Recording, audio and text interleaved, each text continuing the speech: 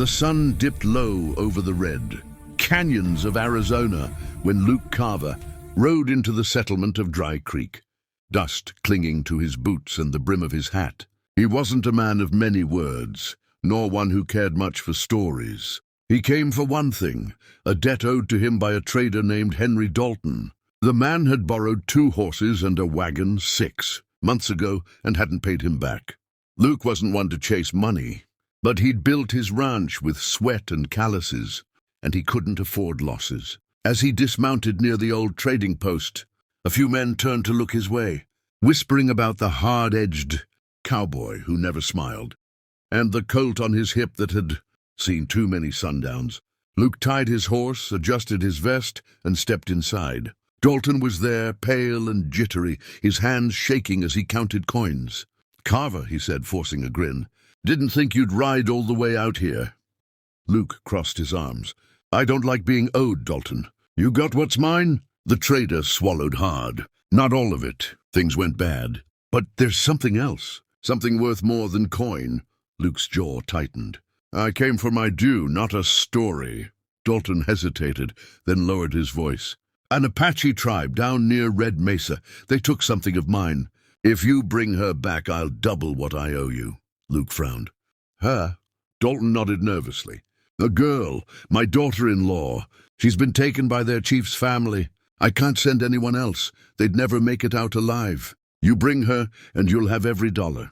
Luke didn't trust Dalton, but the mention of a tribe stirred. Memories, old stories of warriors who rode like wind and vanished into the desert shadows. Still, a deal was a deal.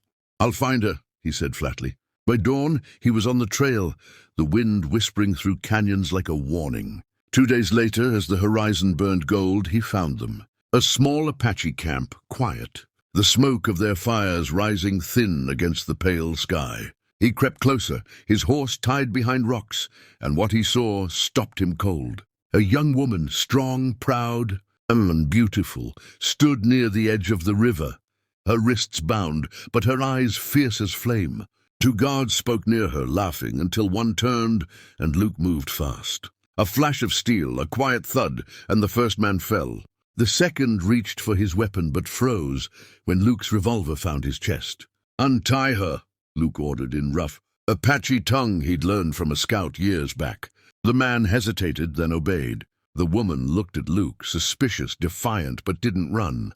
"You're coming with me," he said. She didn't move, only asked softly, "You think I'm a prize to collect?" Her English was accented, but her gaze cut through him. "No," he said, "just keeping my word." They rode through the desert in silence, the stars watching above.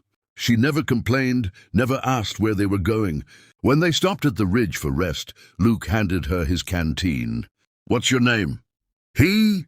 asked. "Naya," she said simply, "daughter of Chief Ironhawk." Luke nodded slowly. "You were taken from your people?" She looked away. "No, I left." That answer stopped him.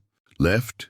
She met his eyes again. "Dalton's son married me, not for love, but to show he could tame a wild thing. He lied, cheated, struck me. So I went home to my father's land."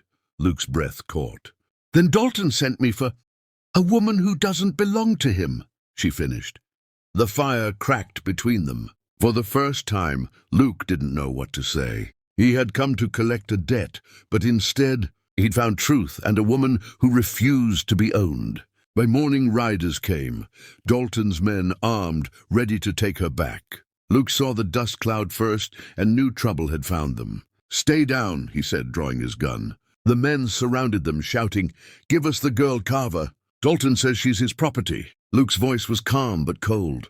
"No one owns her," the leader laughed. "You going soft, cowboy? Step aside." But Luke didn't move. The moment stretched, hot and heavy, until one man reached for his gun, and then thunder split the air. Luke fired fast, deadly accurate. 2 men fell before the others realized what happened. Naya grabbed a dropped rifle and fired beside him, her aim sharp as a hawk's. When the dust cleared, only silence remained. Dalton's men lay scattered, the wind already covering their tracks. Luke turned to her, his chest heaving. "You're free now," he said quietly. "You can go back to your people." But she didn't move. She stepped closer, her eyes softer now. I saw how you stood when you didn't have to. You fought for what was right, not for gain. He shook his head. I only did what a man should, she smiled faintly. And that's why I choose you. He blinked, uncertain.